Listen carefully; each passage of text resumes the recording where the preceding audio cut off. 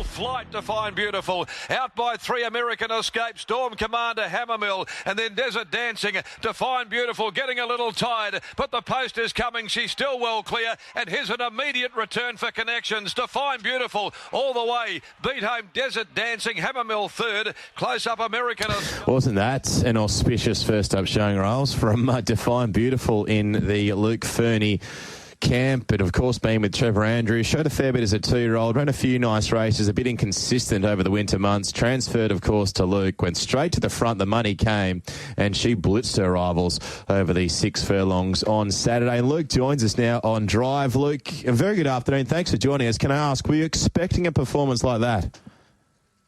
I thought she'd go good, mate, but I didn't think she'd probably end up in front like she did. I thought there was a little bit more tempo, and we did intend to ride her in behind him, and she just looked a different horse with the winkers on. I know that she tried really strongly with shades early on in her career when she went forward, so that might be a little recipe for her to keep going on with.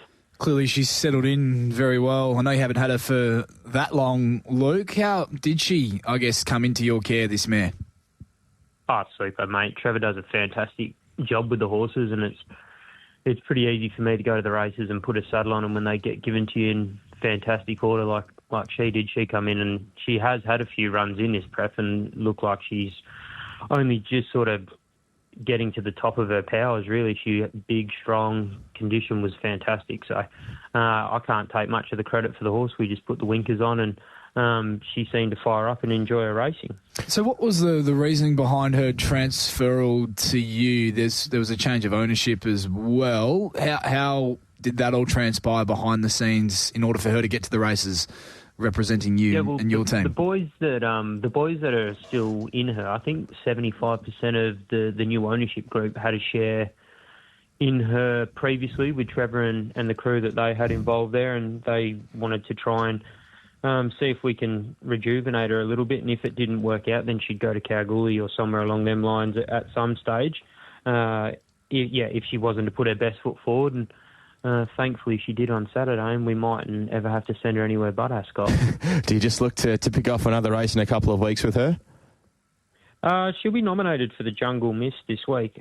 Just see what that field looks like. She'll probably get in on the minimum there. It's meant to be warm this week, so that track, they ran time on Saturday. If she's to go out there and run time again, she's going to give them something to catch. I'm not sure what type of horses will be there. That'll all be dependent on how strong the field is tomorrow Arvo and how she sort of gets through the rest of the week. But we might aim that way, and if it doesn't sort of line up, then we'll find a race for in a couple of weeks' time.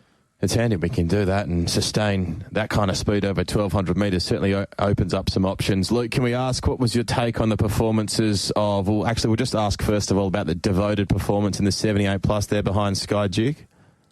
Yeah, I didn't think he was too bad. I asked Chanel to ride him for luck, knowing that we still had a bit of fitness and improvement to come, and she had the option to get on the back of 1-3 deep, and it would have been a real gut buster for him then. And obviously they're only making ground through the first 4 lanes, so that was the reason Chanel didn't pull wide and sort of give him free air. But I feel as though he went really good. His best part of the race was his final 100, and we'll try and go to the Carbine Club with him. I feel as though if we're going to get a win out of him, it'll be over 1,400, and he does need to draw a gate, which would make his life a hell of a lot easier. So hopefully that does eventuate when he steps out next time.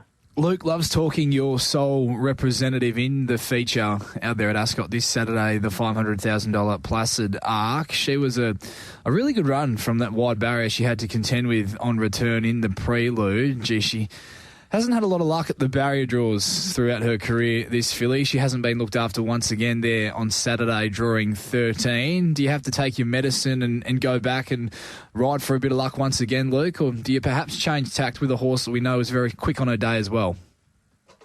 No, I haven't had a good look at where everything else is drawn just yet, but I do feel as though her best runs have been when we've saved her up and let her have a ping at them late, and I feel as though that's probably the tactic that I'll run with on Saturday. Like I said, I haven't had too much of a deep dive into the race, but she's flying at the moment. Her sectionals were good first up, and for a horse that didn't get a clear crack at him for sort of the last 100, she's going really well.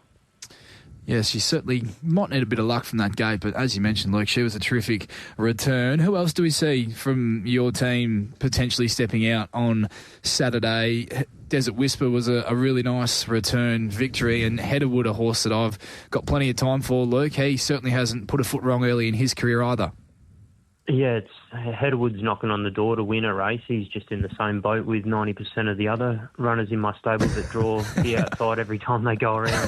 But it's funny. Desert Whisper draws one and we get a winner, and same with Define Beautiful. She drew a good gate and wins, and the other ones, they don't seem to draw a gate and makes their life very sticky. So there's no in between with you at the moment, is there, Luke? It's either 1 or 16. No, yeah, we're either swimming in the river or we're drinking champagne in the winner's room. But Desert Whisper will be the 6th of December. She'll step out. There's a 1,000-metre race for her. We'll sort of stretch her runs apart to get her to a summer scorcher in hope to get her there down in the weights. And Heatherwood will go around this weekend along with Capitola. We'll drop him back to 1,000 and just let him run. He's a horse that we tried to settle from a bad barrier again in that prelude, and he just doesn't like to be restrained, so we'll just let him do his thing out in front this week, hopefully. What about Split the G? Wasn't too bad, I didn't think, beaten about 4 lengths behind, who was it there in the Burgess Queen, playing it sweet on Tuesday. Do you progress forwards with Carnival aspirations in mind with her?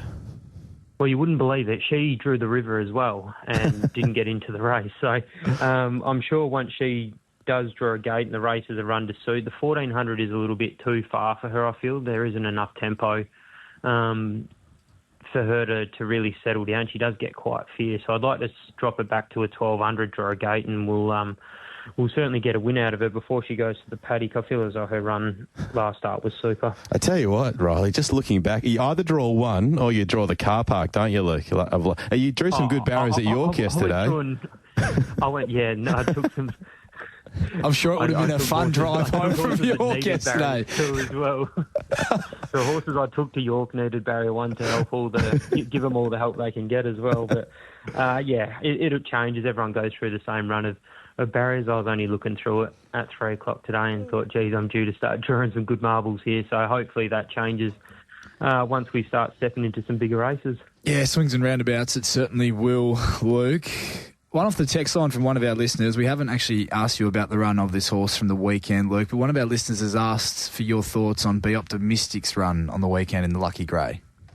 Yeah, they're probably just a bit sharp for her over 1,800, dropping back from Kel. I think she's going well. Her work behind the scenes been good. They just sort of zipped away from her too quickly on the weekend. I don't think that she was a bad run, but I just think she needs to get over a trip, and it's sort of her building into a Perth Cup prep. And the stablemate in that race was actually a really good run, rushed into the bar. His sectionals were good, and he again drew the outside, and we had to snag him back to last to see what he can do. But he's run home really well, and looking forward to stepping him out to a trip in a fortnight. Can Sainty Cullity run a race on return on Wednesday? Oh, he's out in the river as well. So I don't know. He'll have to go back and take his medicine again and see if he can run on. But he's got a lot of ability. He's his own worst enemy. He's got a few demons upstairs. So hopefully he can put a couple of good runs together this prep and we see the best side of him. Yeah, well, hopefully looking at it with glass half full, Luke, you're getting your bad barriers out of the way at York and midweeks, and hopefully come Carnival on a Saturday, you get the good draws. What's the latest with one of your Carnival types in Storm Chaser? He's in the paddock. He was crook after Kel, so we're just going to give him a good break. He just sort of, the travel knocked him around. We let him go. Man Crush will be probably my main horse. He'll go to the Winterbottom fresh. That obviously looks like it's going to be a really strong race, so it's going to be a really hard task for him, but he's earned to be in that. At that level, he's earned $1 million now. There's not many horses that do that. So regardless of what he does for the rest of his career, we're always going to be happy with him. And what about Bravo Centurion? Probably haven't seen the best of that speedster for a little while. What's the latest following his effort in the Golden Saddle? He's in the paddock at the moment. We haven't quite decided where we're at with him. There is a chance that he does get retired. We're going to try and find a home for him. At the moment, we're not quite sure where we're at. I personally wouldn't mind seeing him going and being a pony for someone. He's a beautiful horse, and I think he's done a super job. And you don't want to try and get something extra out of him that they're not willing to put in. So I think that'll probably be the path that we end up taking with him. Luke, what does your 2-year-old crop look like at the moment? We know you've been a very prolific trainer of winners of the juveniles. Are there any babies in your team that we haven't seen step out yet on race day that you are excited about getting to the races in the not-too-distant future? Well, I had 7 of them ready to go to trials and 6 went shin sore, and I trialled one today and he went shin sore after the trial. So I'll be putting the 2-year-old races on the back burner for 5 or 6 weeks, but we do have plenty of nice ones to come through. I'm excited by the horses that we have there. The ones that have gone shinny are showing good signs. They're probably just a bit big and strong to be 2-year-olds at this stage, but we're going to have horses for the later part of the 2-year-old season. Luke, you're a star. Thank you so much for your time, mate. Final time we'll speak to you on Monday Drive. Always appreciate the time you give us. Go well for the rest of the Pinnacles. Thanks, LK. Enjoy, boys. Thanks. Thanks, Luke. Leading trainer Luke Fernie joining